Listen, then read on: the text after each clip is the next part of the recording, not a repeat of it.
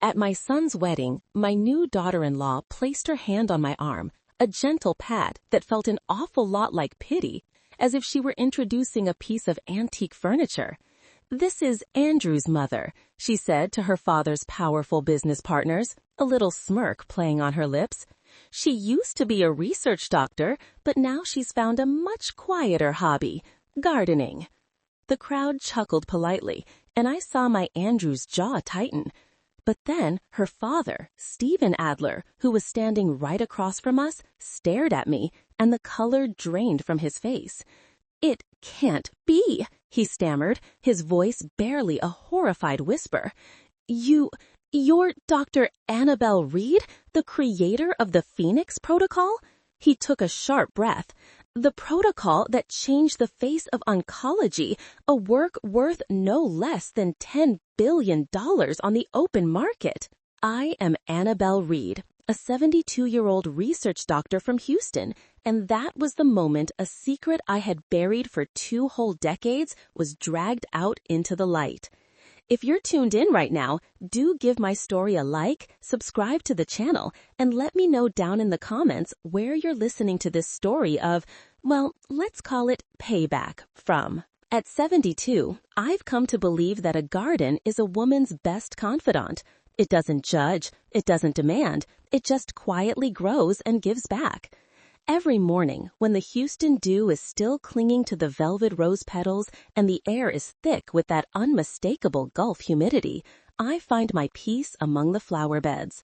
My hands, once accustomed to the precision of test tubes and microscopes, now find comfort in the coarse texture of the soil, in the sharp, familiar prick of a climbing rose's thorn. I believe that everything in this world has its own set of rules. A plant, much like a person, needs the right kind of care. If not, the weeds of greed and deceit will sprout, choking out even the most beautiful of blooms. I thought I understood the garden of my life, the one my late husband Walter and I had tended to together. We weren't cultivating flowers, but hope. Hope for patients whom medicine had all but given up on. My Walter was a genius, a man with the mind of a scientist and the heart of a poet. He saw chemical formulas as the poetry of creation, and he spent his entire life trying to decode them. The Phoenix Protocol was his greatest poem, a masterpiece we poured our youth, our sweat, and our tears into. It was a ray of hope for cancer patients, a promise of rebirth from the ashes. We always believed that this discovery belonged to humanity, not to be sold to the highest bidder. The partner he chose, Brittany Adler, seemed like a perfect match. She was the only daughter of Stephen Adler, the founder of Adler Vita Pharmaceuticals, a mid-sized but ambitious pharmaceutical company. Brittany herself had been a nurse, a job she'd given up to pursue, as she put it, philanthropic projects in the medical field. A wonderful connection, I used to think. A family with a medical background, a shared interest in public health. Their wedding, therefore, wasn't just a social event. It was a gathering of Houston's medical elite. The guest list included not just friends and family, but hospital department heads, biotech investors, and renowned doctors whose names you'd see in medical journals. That day, amidst the congratulations and the chatter about new treatment methods, I came to the bitter realization that no matter how well you fence your garden, toxic seeds from the outside world can still be carried in on the wind.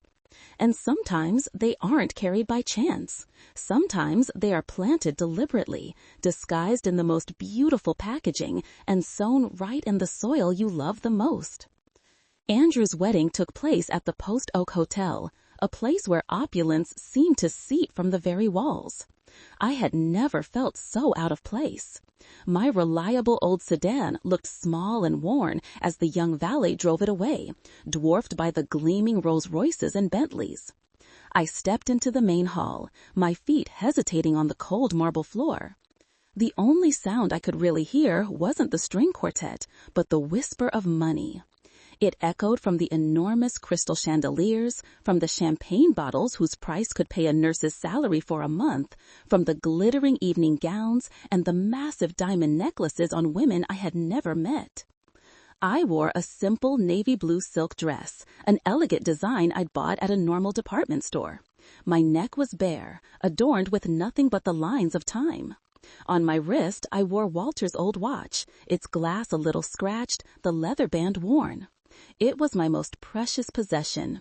It didn't just tell me the time, it reminded me of the precious time we had together. My Andrew stood there, radiant in his tailored tuxedo. My son, tall with his father's warm brown eyes and gentle smile. When he saw me, he hurried over, a flicker of unease off his face.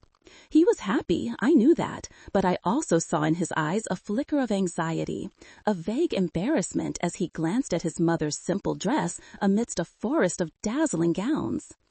"Mom," he said, pulling me into a hug, "you made it. What do you think of this place?" "It's very grand, son," I smiled, trying to hide the suffocating feeling rising in my chest. "As long as you're happy." Andrew didn't seem to hear that last part.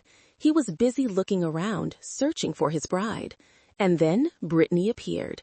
She was like a princess straight out of a fairy tale in a white wedding dress that cost as much as a car, her golden hair swept up in an elaborate style, that radiant smile permanently fixed on her face. Her eyes, though, were different. They were always moving, always assessing, scanning everything like a sophisticated machine, appraising every object, every person. She came to my side and linked her arm through mine, an intimate gesture, but I felt her fingers squeeze just a little too tightly. "Mom, I want to introduce you to a few friends," she said, her voice as sweet as honey. She pulled me toward a group of doctors and hospital administrators, men in expensive suits and women in sparkling jewelry. I recognized a few of them, powerful names in Houston's medical community. "Everyone," Brittany began, her clear voice ringing out, "this is my mother-in-law, Dr. Annabelle Reed. She used to have some very clever research projects, you know?" She paused, as if letting that sink in. Then she continued, with a smile that I thought was just a little too perfect. "These days, she devotes her time to charitable funds, small things to keep the soul at peace, you know what I mean?" That sentence, though sugar-coated, was as sharp as a knife. Small things. She had skillfully diminished my entire life's work into a harmless hobby for a retired old woman, right in front of my peers. I saw a few people in the group smirk. I just smiled back, a smile I'd practiced for years to hide my true feelings. I wasn't angry. I am a scientist. I observe, I analyze, and I record. And I had just recorded a crucial piece of data. My daughter-in-law wasn't just ambitious. She possessed a sophisticated cruelty hidden behind that sweet facade. I politely declined a glass of champagne from a passing waiter and asked for a glass of water instead. Brittany rolled her eyes ever so slightly, a discreet gesture, but not one that escaped me. In her world, my action was probably a baffling eccentricity, an insult to her family's lavish hospitality. The party continued in a haze of noise and pretense. I found a quiet corner to watch my son. He was laughing, trying his best to fit into his wife's world. I saw him take a sip of wine, a vintage I knew cost more than his monthly rent. A dull ache pricked at my heart. I had tried to build him a world based on real values, but it seemed this glittering, superficial world was swallowing him whole with ease. And then that fateful moment arrived, the one that changed everything. I was standing alone, looking out the massive window at the Houston skyline at night, when I felt a pair of eyes fixed on me. I turned. Across the room, Stephen Adler, Brittany's father, was staring at me. Truth be told, this was the first time he and I were formally meeting. Andrew and Brittany had decided everything so quickly. They met, fell in love, and were engaged within 6 months. Every prior attempt for our families to meet had been rushed and incomplete. One time, I was busy attending a medical conference in Chicago. Another time, Stephen had a sudden business trip to Europe. We had only exchanged a few brief, grainy video calls, just enough for pleasantries, but not enough to recognize a face I hadn't seen in 20 years. This wedding, ironically, was the official introduction for our two families. Stephen Adler, in his perfectly tailored suit, now had a face as pale as a ghost. He started walking towards me, his steps a little unsteady. People parted to make way. The air around us seemed to thicken. His eyes were locked on mine, filled with a chaotic mix of surprise, shock, and something darker that I couldn't name at the time. When he was just a few feet away from me, the drama unfolded. The wine glass in his hand slipped from his trembling fingers, fell to the marble floor, and shattered into 100 pieces. Smash! The sharp, jarring sound cut through the music and chatter. The entire room went silent. Every eye turned to us. The brilliant crystal chandeliers suddenly felt like spotlights, illuminating the two of us in a play I had no desire to be in. Stephen didn't seem to hear the glass break. He pointed a trembling finger at me. His voice cracked, half whisper, half shout. "Dr. Reed," he swallowed hard, trying to compose himself. "Annabelle Reed? Walter Reed's wife?" I gave a slight nod, my intuition telling me that the curtain of secrecy I had so carefully woven for so many years was about to be torn to shreds. I took a deep breath and held my head high. It was time to face the music.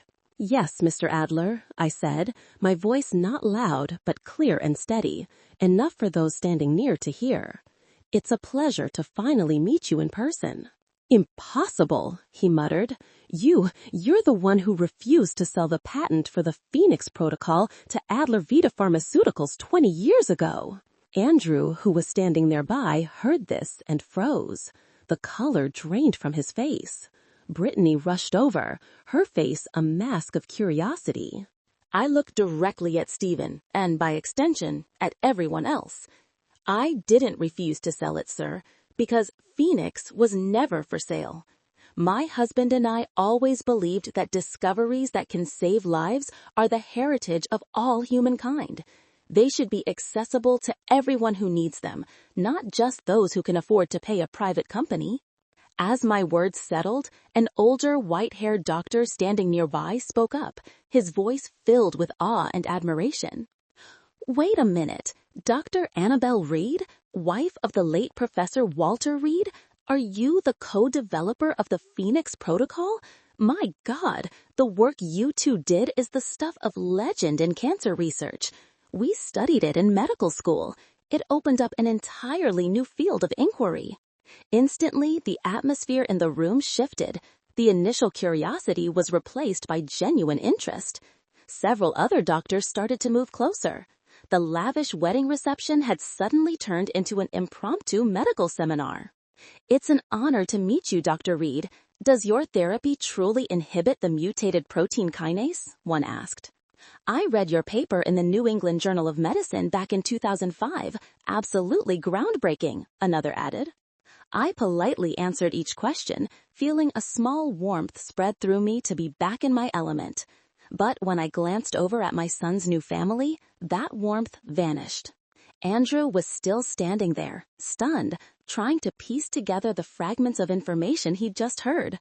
My son, the boy who always thought his mother was just an ordinary researcher, was now discovering a completely different reality. Stephen Adler no longer looked resentful. His eyes now held a strange, bright gleam. He was no longer looking at me as an old rival, but as a gold mine he'd just discovered in his own backyard. Now we were family. I could practically see the gears turning in his head, calculating how this new family tie would be the key to getting what his money couldn't buy 2 decades ago. But it was Brittany's eyes that sent a chill down my spine. The initial curiosity was gone, replaced by something else entirely. It was a sharp, calculating glint. That wasn't the look of a daughter-in-law looking at her husband's mother. It was the look of a shark that had just caught the scent of blood in the water. The look of a predator that had stumbled upon a prize far bigger than it had ever imagined. The incident at the wedding was like a stone thrown into a still pond. It didn't just create ripples, it stirred up the filthy mud at the bottom that I had tried to keep buried for 20 years. In the days that followed, the air in my small family became strangely tense. Andrew didn't just avoid me, he built an invisible wall between us. Finally, I couldn't take it anymore. I found him sitting alone in the living room, staring blankly out the window. "Andrew," I began gently, "we need to talk." He turned, and the look he gave me was a knife to the heart. It wasn't the loving gaze of my son. It was foreign, a mixture of confusion, blame, and even a little disappointment. "What else is there to talk about, Mom?" he asked, his voice laced with bitterness. "Is there anything else you haven't told me? Are you secretly a CIA agent too?" "Don't say that, Andrew. Then what do you want me to say?" He shot up from his chair, his voice rising. "My whole life, I thought you were a normal researcher, a simple woman living off a pension and Dad's insurance, someone whose biggest excitement was gardening and some small charity work. I was proud of that. I was proud of our simplicity. But then, bam, at my own wedding, I find out my mother is a legend in the medical world, sitting on a gold mine worth billions. Why, Mom? Why did you hide it from me?" He felt betrayed. I understood that. But what he didn't understand was that I deceived him out of love for him. "Your father and I never hid it," I said, trying to keep my voice calm. "We just didn't flaunt it. After we perfected Phoenix, after we published it for the medical community, we had a choice. You have to understand, Andrew, when you create something of that value, the vultures start to circle. They don't care about its life-saving potential. They just want to tear it apart, to squeeze it dry for profit. They called us day and night. They sent lawyers to our home. They made all sorts of promises. Your father and I, we grew so very tired." I paused, looking into my son's eyes, hoping he would understand. "So we stopped. We stepped back from the spotlight. We didn't get involved in commercializing it. We didn't pursue research that could lead to patent wars. But medicine was our passion. Saving lives was our purpose. So we chose a different, quieter path. We founded the Walter Reed Foundation to fund treatment for patients who couldn't afford it, to support young scientists who shared our ideals. I wanted you to grow up in that kind of environment, Andrew, a place where compassion was valued over profit. I raised you on that principle from the day you were born." Andrew listened, the anger on his face slowly giving way to a deep confusion. He slumped down into the chair, running his hands through his hair. "I don't know anymore," he mumbled. "Everything I ever believed, it wasn't the whole truth. I was always so proud that I'd made it on my own, pulled myself up by my own bootstraps, got a good job, bought my own house. But now I feel like all of that is so small, so ridiculous compared to what you were hiding." He looked up at me, and for the first time, I saw a profound insecurity in my son's eyes. He was in shock, not just because of the wealth I'd concealed, but because he felt that his own life, his own efforts, had suddenly been rendered meaningless. I need some time," he said, his voice barely a whisper. "I need time to process all this." He stood up and walked away, leaving me alone with the fresh, gaping canyon that had just opened up between us. I knew this was a wound that wouldn't heal easily, and I had a terrible feeling that there were people standing in the shadows ready to dig into that wound until it shattered my family to pieces. Meanwhile, on the other side of the city, in the opulent mansion of the Adler family, a very different plan was quietly being drawn up. I can just imagine Stephen Adler pacing back and forth in his mahogany-paneled study, a glass of strong liquor in his hand. He was no longer the humbled father-in-law, but a predator who had just caught the scent of the biggest prize of his life. Brittany, my beautiful daughter-in-law, sat across from him. Her clear blue eyes no longer held the innocent glow of a newlywed, but were as cold and sharp as a surgeon's scalpel. "You don't understand." I could almost hear Stephen's imaginary voice, no longer bitter, but filled with the giddy excitement of a lottery winner. He paced his office, the liquor sloshing in his glass. Your mother-in-law isn't just some old lady running a charity, Brittany. She's a gatekeeper. She is sitting on a technology worth as much as a small country. He stopped, looking directly at his daughter. Honey, you didn't just marry some hospital fundraiser. You married into a gold mine, and our job now is to exploit it to the fullest. He'd continue, his voice dripping with a businessman's calculation. The pharmaceutical market is a battlefield right now. You know that. The big fish are swallowing the small ones. Adler Vita is treading water. We need a game changer. But imagine if we had Phoenix. A single press release and our stock would skyrocket.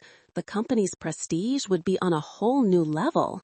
Investors, venture capital funds, they'd all come flocking. We won't just survive, we'll dominate. I understand. Brittany's voice would chime in, sweet but chilling. I can see her looking at her father, those blue eyes perfectly still. But she'll never give it to us willingly. She made that clear at the wedding. The heritage of all humankind. She'd say those last words with unconcealed sarcasm. So, what's the plan, Dad? Stephen would smile then, a cold smile that never reached his eyes. He'd take a sip of his drink, savoring it like the taste of a victory yet to come. There is a way, he'd say, his voice low and secretive. A way that's perfectly suited for this situation. He'd let the sentence hang there, the silence adding to its weight. He'd look at his daughter, his eyes glinting with cunning. This way will require a little acting on your part, and a devoted husband who is ready to believe every single one of his wife's tears. Andrew, her darling son, will no longer be the key. He will be the perfect pawn, willingly walking in to put his own mother in checkmate. A few weeks after the wedding, Brittany suddenly began to get sick. It all happened slowly, subtly, and with terrifying conviction. With her background as a nurse, she knew exactly what to do. It started with a constant fatigue. She'd just sit on the sofa, her eyes listless, declining every invitation to go out. "I'm fine," she'd tell Andrew in a weak voice, "just a little tired." Then came the sudden dizzy spells. She'd be in the middle of a conversation, then suddenly stagger, grabbing a wall for support, her face pale. Andrew would rush to her side in a panic. "It's probably just anemia, honey," she'd say with a faint smile. The climax was the sudden bouts of pain. In the middle of the night, Andrew would be woken by his wife's moans. He'd find Brittany doubled over on the bed, clutching her stomach, tears streaming down her face.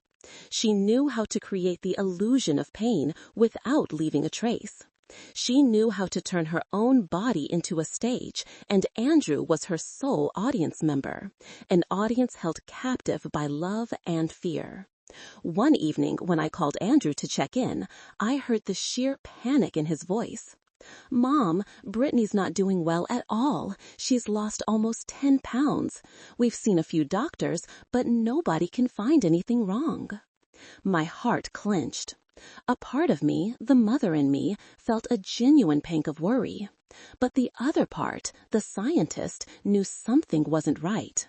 The symptoms were too vague, too dramatic, and the timing was far too convenient. And then she delivered the final blow. One day, Andrew called me, his voice frantic. "Mom, you have to come over. We just got the results back from a specialist at the Mayo Clinic. They found out what it is." I rushed over to their luxury apartment, a place where I'd always felt like a stranger. I walked into a perfectly staged scene. Brittany was lying in bed, pale and frail, with Andrew beside her, his eyes red-rimmed. On the nightstand was a thick medical file with the prominent Mayo Clinic logo. Andrew handed me the file. I turned the pages.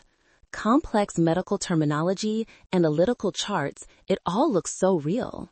The final diagnosis was acute connective tissue degeneration syndrome, an extremely rare autoimmune disorder that attacks the body's tissues and has almost no known cure. The doctor said, Brittany began, her voice trembling before breaking down into sobs. Andrew wrapped his arms around her, then turned to me to finish. They said conventional treatments are useless. The only hope is an experimental stem cell therapy at a private clinic in Switzerland. It's next-generation technology. I was silent, reading every line in the file again. My heart was pounding. Despite my suspicions, faced with what looked like concrete evidence, I couldn't help but feel a sliver of fear. What if? What if she was really sick? And the cost? What is the cost, son? I asked, my voice a little hoarse. Andrew took a deep breath. That's the problem, Mom. The cost? It's enormous. How enormous? $2 million, he said, and the number just hung there in the air between us. I looked at my son and at my daughter-in-law sobbing on his shoulder, and I knew right then that the real chess game had just begun. I didn't sleep that night. I sat in Walter's study, surrounded by his books and his life's work. I searched for information on acute connective tissue degeneration syndrome. It was real, but exceptionally rare. And the treatments, while expensive, were nowhere near $2 million. My suspicion flared up again, stronger this time. A few days later, the tragedy was escalated to a new level. It was a stormy evening, the kind of persistent, gloomy rain that is so typical of Houston. My doorbell rang. I opened it and froze. Before me stood Andrew, pushing a wheelchair. In it sat Brittany, looking even more pale and wasted away than before. Right behind them stood Stephen Adler, his face a perfect mask of a heartbroken father. All three of them were drenched and looked utterly miserable. They hadn't come to ask. They had come to demand. I let them in. Andrew wheeled Brittany into the middle of the living room. Stephen stood beside her, like a guard. Mom, Andrew began, his voice urgent, stripped of any anger, filled only with desperation.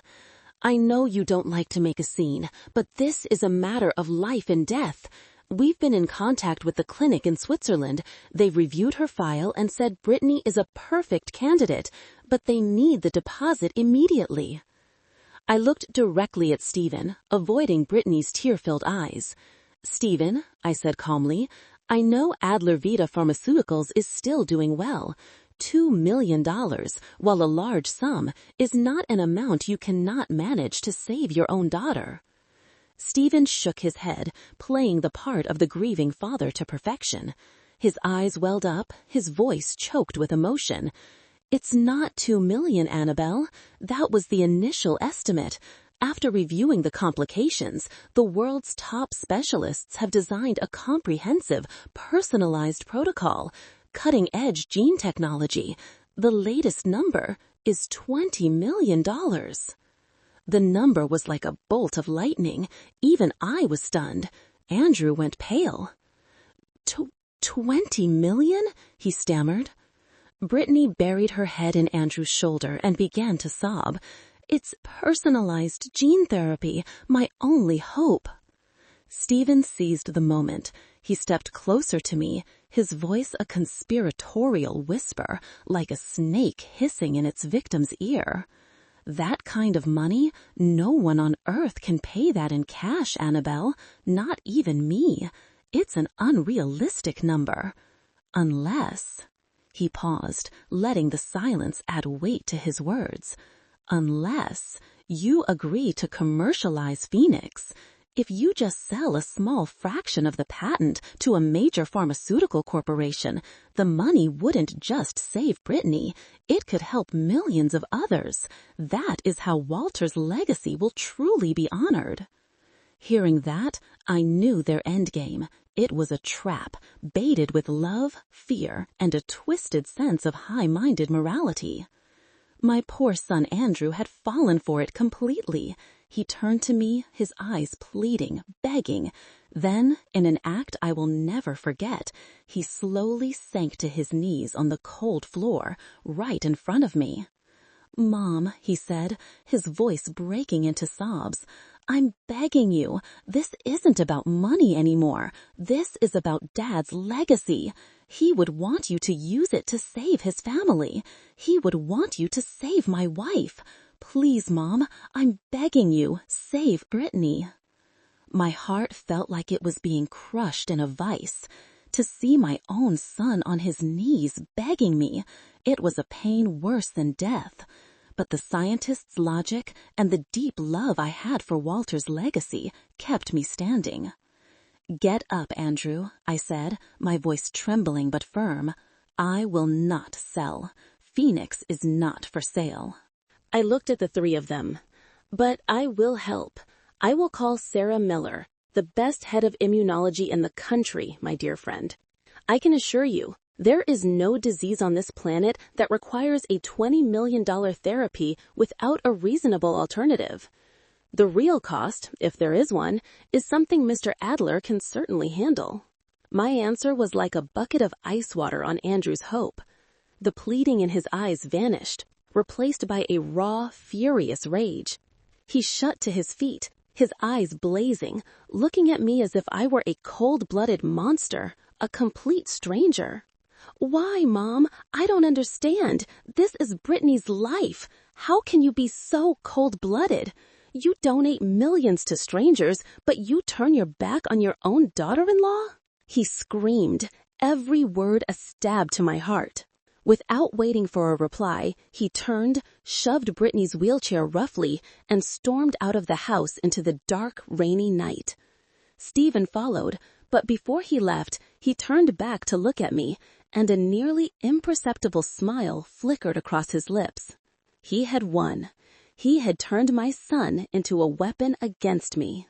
I stood frozen in the cold living room, the sound of the rain lashing against the windows like a whip. I had lost my son.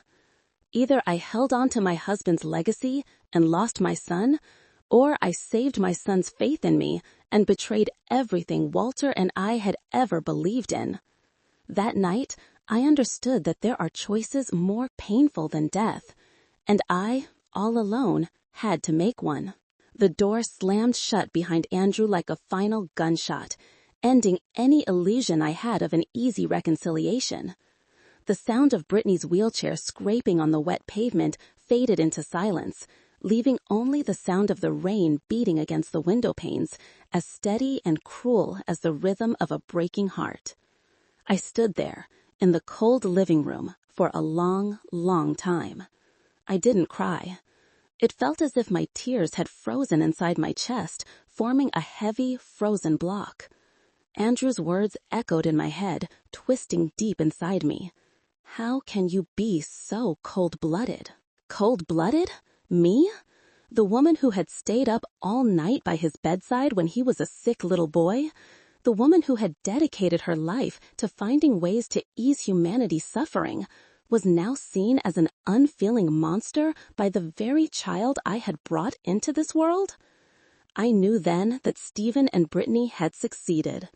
They had twisted my son's love into a sharp weapon and used it to stab me right where I was most vulnerable. That night, I didn't sleep. I went into Walter's study, where everything was still just as he had left it. The familiar smell of old books and paper enveloped me like a comforting blanket. I sat down in his worn leather chair, my hand unconsciously gliding over the oak desktop, where faint scratches he'd accidentally made during long nights of research were still visible. For a weak moment, a guilty thought crept into my mind. What if I just gave in? What if I just agreed to sell a small part of the patent, like Stephen suggested? Just a small part. The money would be enough to make Andrew happy, to keep his little family whole. Brittany would get the life of luxury she craved. And maybe, once she got what she wanted, she'd become a good wife. Andrew would smile at me again. He'd be my loving son again. Was that false peace worth the price? I was too old, too tired to start a war. But then I looked up at the photograph of Walter on the wall. He was smiling, his kind eyes sparkling with an unshakable faith in people.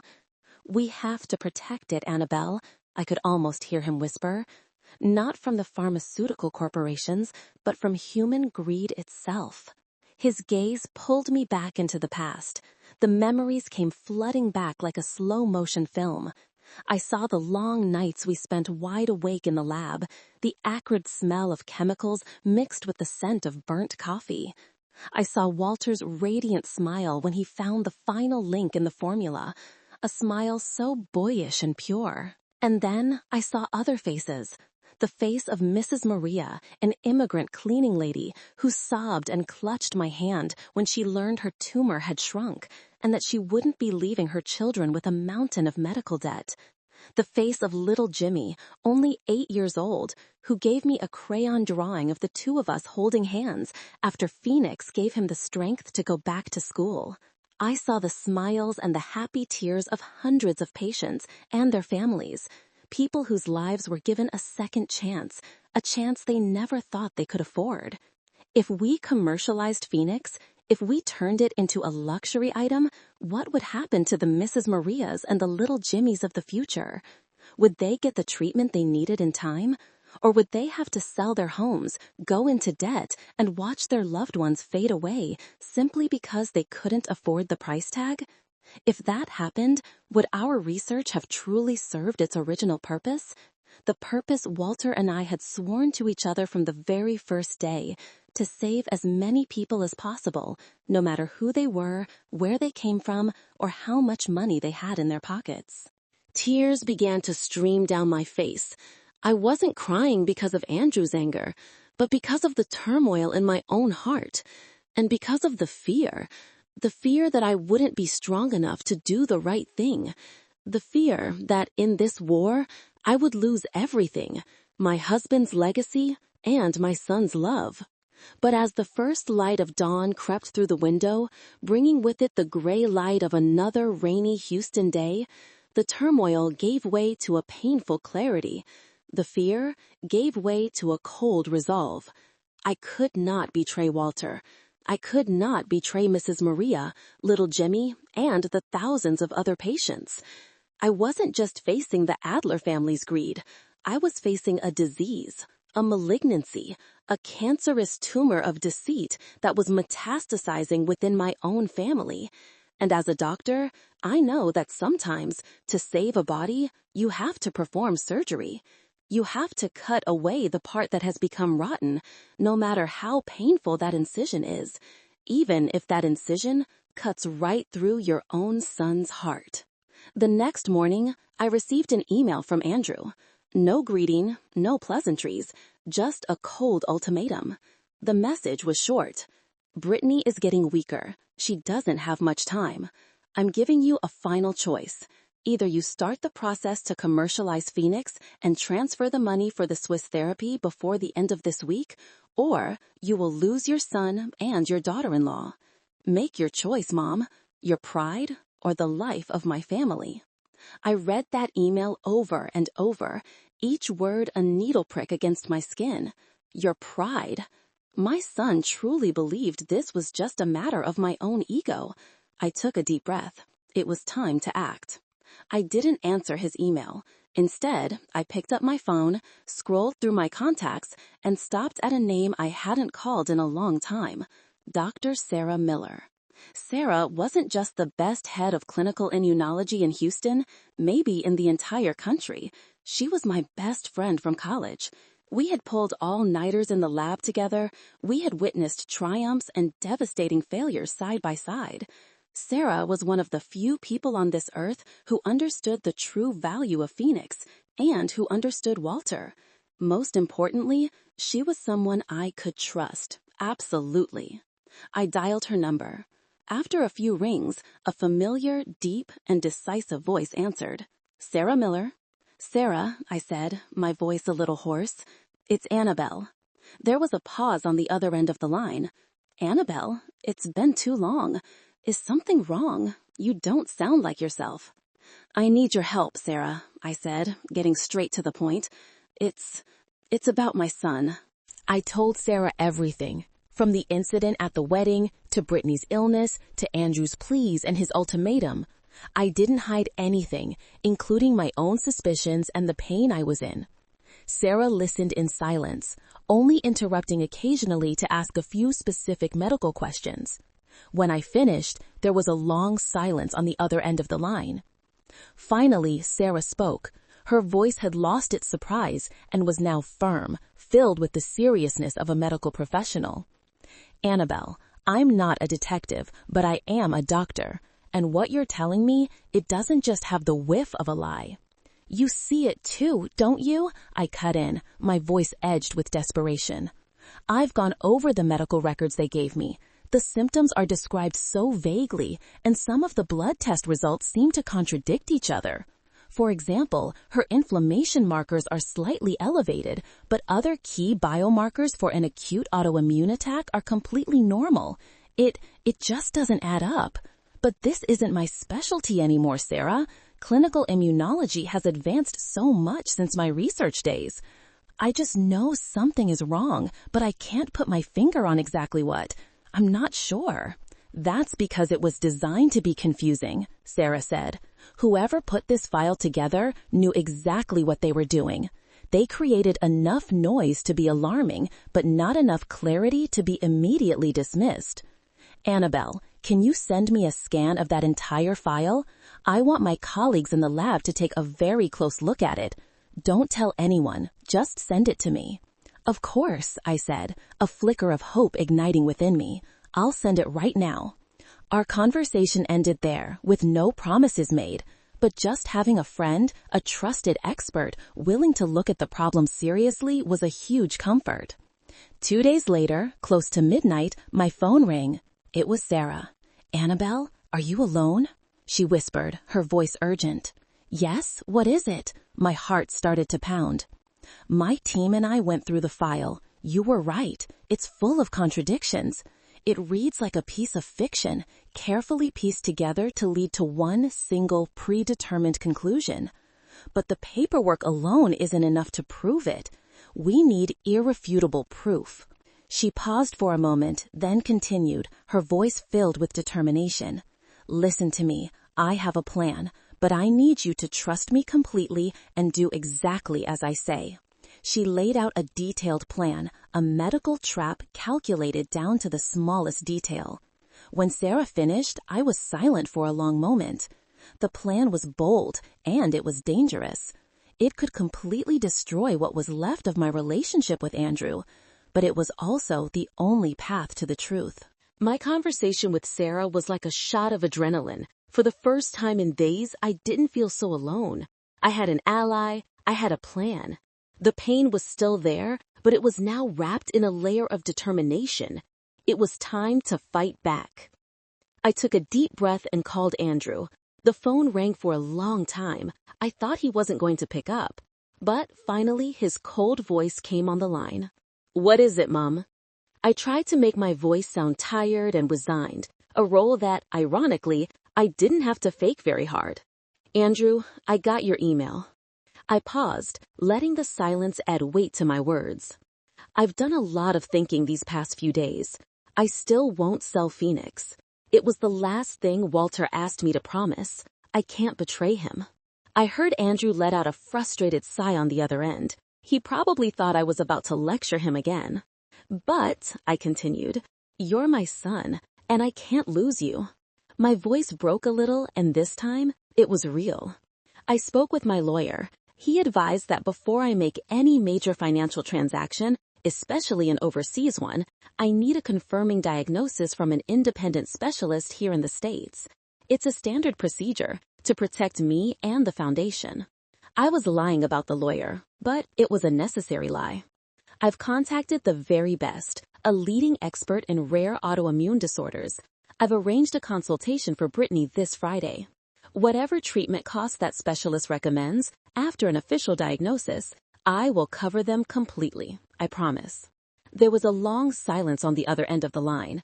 I could picture Andrew confirming with Brittany and Stephen.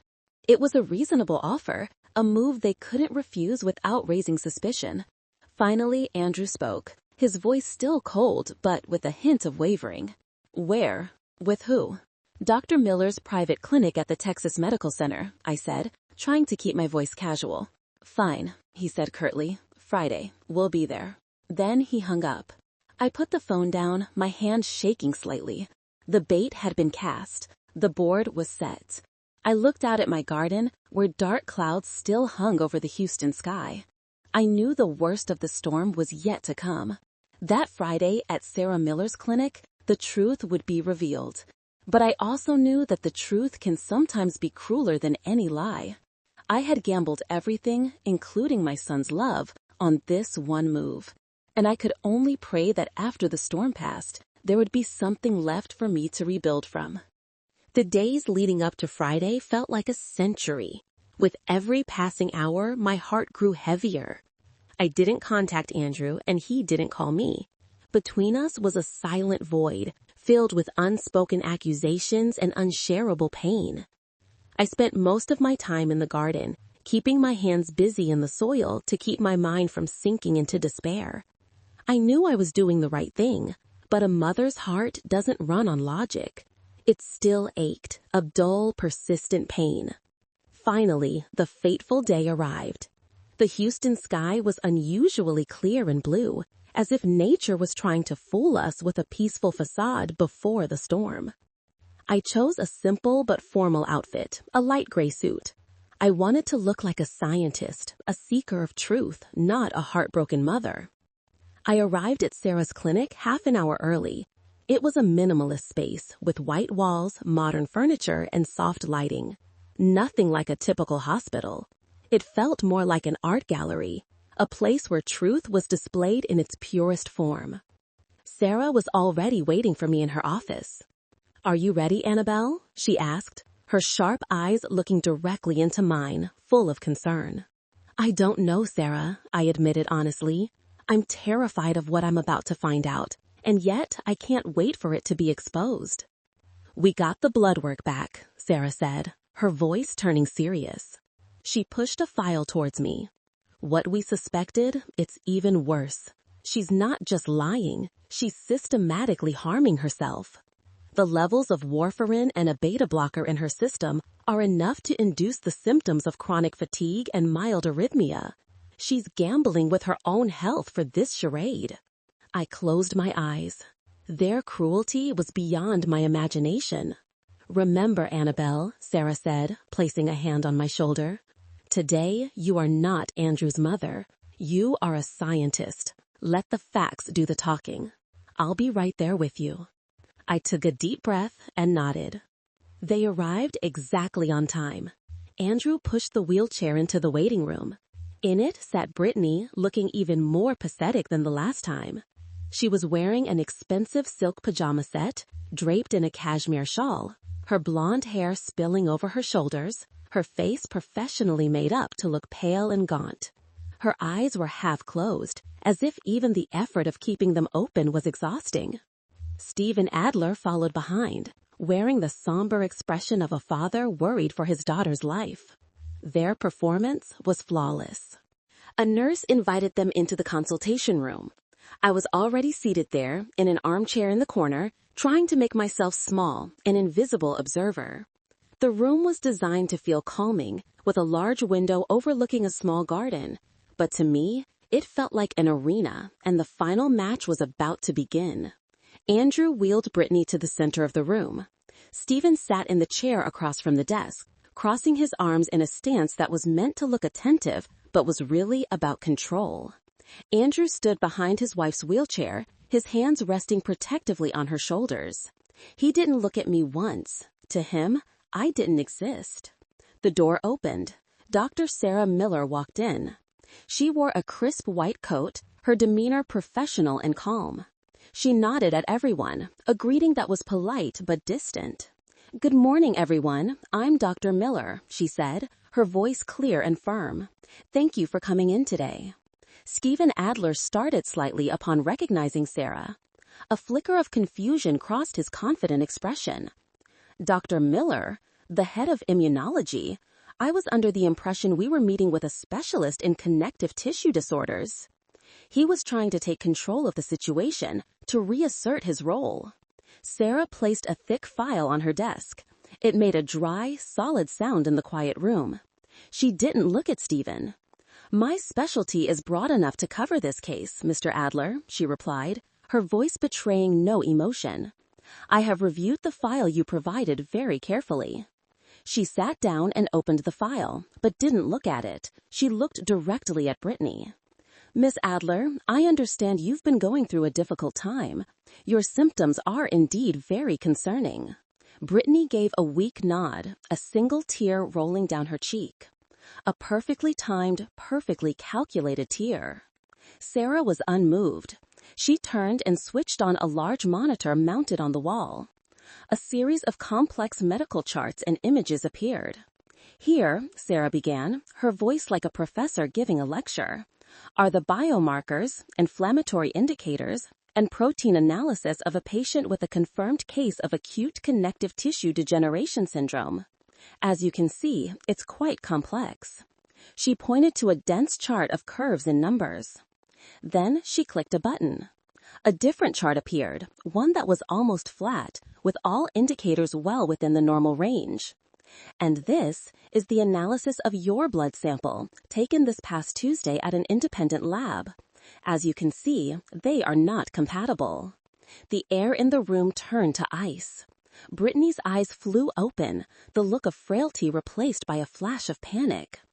Andrew frowned, his face a mask of confusion.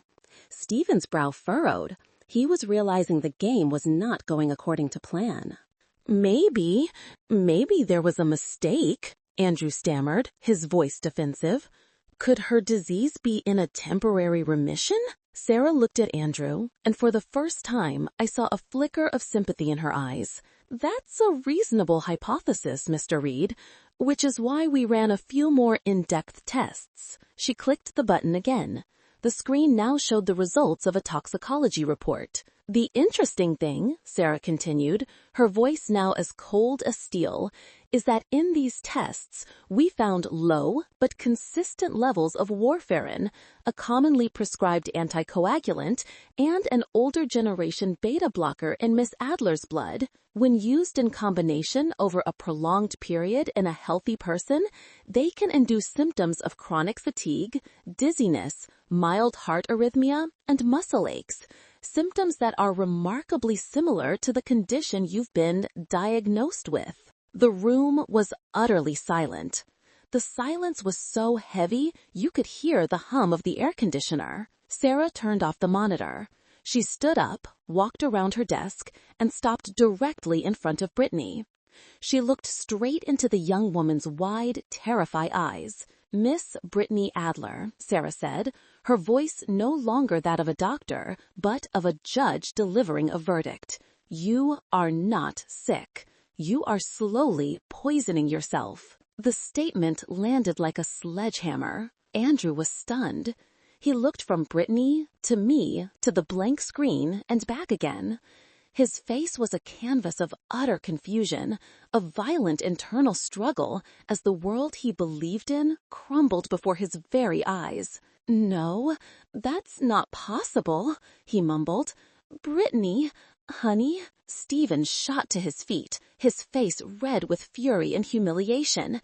"This is an outrage. You're in on this together. You're slandering my daughter. How dare you?" "In on what, Stephen?" I asked, my voice cold but steady. I stepped forward, facing him directly. "The only people in on it here are you and your daughter. Did you think I wouldn't know? Did you think I wouldn't recognize your scheme from the very beginning?"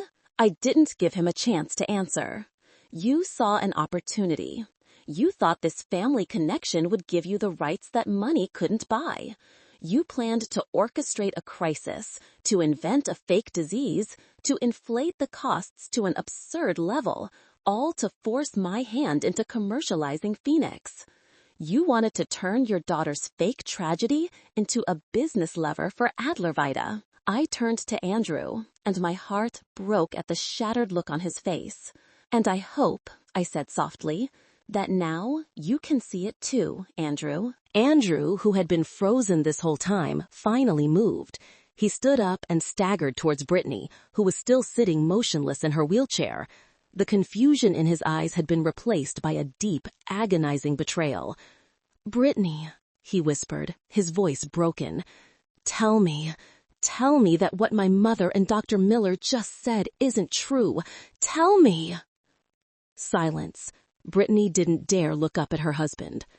That silence was the most damning confession of all. Andrew took a step back as if he'd been physically struck. And then Brittany, knowing the game was up, completely dropped her mask of frailty. She snapped her head up, her blue eyes now blazing with anger and resentment. "So what if it's true?" she practically screamed, her voice as sharp as a blade. "Are you that blind, Andrew? Can't you see you're sitting on a gold mine and you refuse to dig? Do you think you're so noble and good, living your simple little life while your mother could buy this entire city? I was just trying to get what should have been ours." Those words were like a vicious slap across Andrew's face. He looked at his wife as if she were a total stranger. "What should have been ours?" he repeated, his voice filled with disgust. I never knew about any of that money, and I don't care. I was always proud of my parents, proud of what they stood for. And you? Everything, the sleepless nights I spent worrying, the tears, the fear, was all of it just a lie? The pain in his voice now curdled into pure rage. You used my love to deceive me, to deceive my mother. How could you be so cruel? His final question echoed through the room, hanging in the ruins of a failed marriage and a foiled plot. It was then that I spoke, my voice firm, cutting through their argument. They wanted to turn your father's legacy, a work created to save people, into a money-printing machine, into collateral for their bottomless greed. I looked directly at Stephen, my gaze unwavering. The Phoenix Protocol was created to save lives, not to enrich people like you. The Walter Reed Foundation has been and still is providing free treatment to thousands of patients who can't afford it, people who are truly fighting for their lives. Every single dollar you tried to swindle was a life you were stealing from someone who actually needed it. Andrew collapsed back into his chair and buried his head in his hands, his body shaking. The play was over. The truth, as cold and clinical as a surgeon's scalpel, had cut out the tumor of deceit. But in the process, it had left a deep, gaping wound in all of our hearts, especially in the heart of my poor, broken son. The elegant consultation room, which just moments before had been a tense arena, now sank into a heavy, suffocating silence. The truth had been laid bare, not by angry accusations, but by cold, irrefutable scientific data. It hung in the air, naked and brutal. Brittany sat motionless in the wheelchair, her beautiful face now ashen, not from a pretended illness, but from sheer horror and humiliation. The perfect mask of a pitiable patient had shattered into 1,000 pieces, revealing the true face of deceit and calculation. She didn't dare look at anyone, her eyes fixed on the floor as if hoping a hole would open up. Stephen Adler, the man who was always so confident and in control, now looked as if he had aged 10 years. He stood there, his mouth half open, as if to say something, but no words came out. Every excuse, every protest was meaningless in the face of the obvious truth. He had lost, a game in which he had gambled everything, including his own daughter's humanity. But the person who broke my heart the most was Andrew, my son. He was still slumped in the chair, head in his hands, his shoulders trembling. He wasn't crying. He seemed to be lost in a state of profound shock. The world he had believed in, the love he had cherished, the ideals he had fought for, it had all collapsed in an instant. I knew the wound in his soul at that moment was deeper than any physical illness. I wanted to run to him, to hold him, to comfort him, like I did when he was a child who had fallen. But I knew this was a pain he had to face on his own, a bitter lesson he had to learn for himself. Sarah Miller quietly signaled to her nurse. They discreetly left the room, leaving our family to deal with the wreckage. Finally, it was Stephen who broke the silence. He walked over, not to apologize, but to salvage what was left of his game. He placed a hand on Brittany's shoulder, his voice low but commanding. "Let's go, honey." Andrew lifted his head. His eyes were red-rimmed and empty. He looked at the woman he had loved so desperately, the woman he had been willing to disown his own mother to protect. "Why?" he whispered, a single word that contained a universe of devastation. "Why would you do this to me, to my mother?" Brittany didn't answer. She just kept her head bowed in shame. Stephen began to wheel her away. As they passed me, he stopped for a second. He didn't look at me, but spoke through gritted teeth. "You've won, Annabelle. You got to keep your precious legacy. I hope you're happy with it." And then they were gone, leaving behind a cold void in the room and in our lives. The door closed behind them, closing a chapter of tragedy and pain. Andrew was still sitting there. I slowly walked over and sat in the chair beside him. I didn't say anything. I just sat there quietly, a silent presence next to his pain. After a long while, he turned to look at me. The anger was gone, replaced by an endless exhaustion and shame. "Mom," he started, his voice thick with emotion. I'm so sorry." I reached out and gently stroked his hair, just as I used to do when he was little. "It's okay, son," I said, my own voice choking up. "Now, let's go home." The months that followed were quiet. The storm had passed, but the wreckage it left behind would take a long time to clear. Andrew and Brittany's divorce was quick and quiet. There were no fights over assets, no public accusations. Brittany and Stephen seemed to have evaporated from Houston. I heard that Adler Vita Pharmaceuticals was in serious trouble. Word travels faster than a virus in the medical community, and no respectable hospital or organization wanted to be associated with people who had turned medicine into a fraudulent tool. They had destroyed themselves. Andrew moved back in with me for a while. He was quiet and withdrawn. He'd spend hours in his father's study, reading through his research papers, as if trying to reconnect with the values he had almost lost.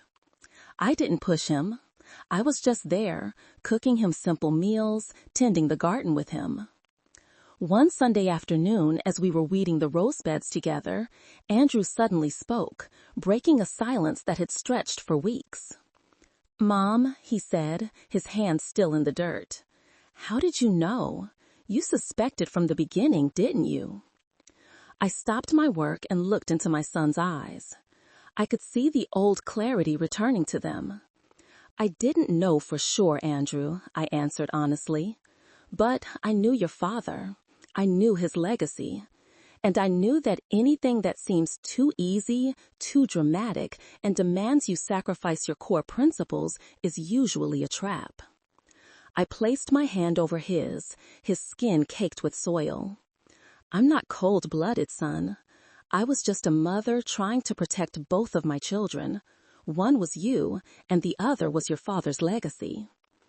Andrew didn't say anything, but he gave my hand a gentle squeeze. It was in that moment that I knew we had truly reconciled. The wound was still there, but it was beginning to heal. A year later, our lives had found a peaceful rhythm again. Andrew had moved into his own place, but he came over for dinner every week. He had gone back to his fundraising job at the hospital, but with a new, deeper sense of purpose and understanding. He told me he finally understood the difference between true compassion and manufactured pity. At the Walter Reed Foundation's annual award ceremony, I stood on stage, presenting a prestigious research grant to a brilliant young female student whose eyes shone with the same passion mine once had. As I looked down at the audience, I saw Andrew sitting there, applauding enthusiastically. He wasn't alone. Beside him sat a woman with simple brown hair and a gentle smile. She was an elementary school teacher. I knew because Andrew had told me about her. After the ceremony, Andrew brought her over to meet me. "Mom, this is Alice." The young woman, Alice, smiled. a smile with no calculation behind it. She held out her hand. "It's a pleasure to meet you, Doctor. Andrew has told me so much about you and Dr. Reed. The work you both did is just extraordinary." In her words, I heard no flattery, only sincere admiration. I knew my son had finally found someone who saw his true worth and the true worth of our family. That evening, when I returned home, I went out to my garden. The Houston night was quiet, filled with the gentle chirping of crickets. The roses that Andrew and I had cared for together were in full bloom, their fragrance filling the air. I stood there, took a deep breath, and felt a sense of peace seep into my very bones. Life is a lot like this garden. Sometimes you have to ruthlessly pull out the most toxic weeds, even if they're growing right next to the flowers you love. The process is painful, and it leaves behind empty patches of dirt.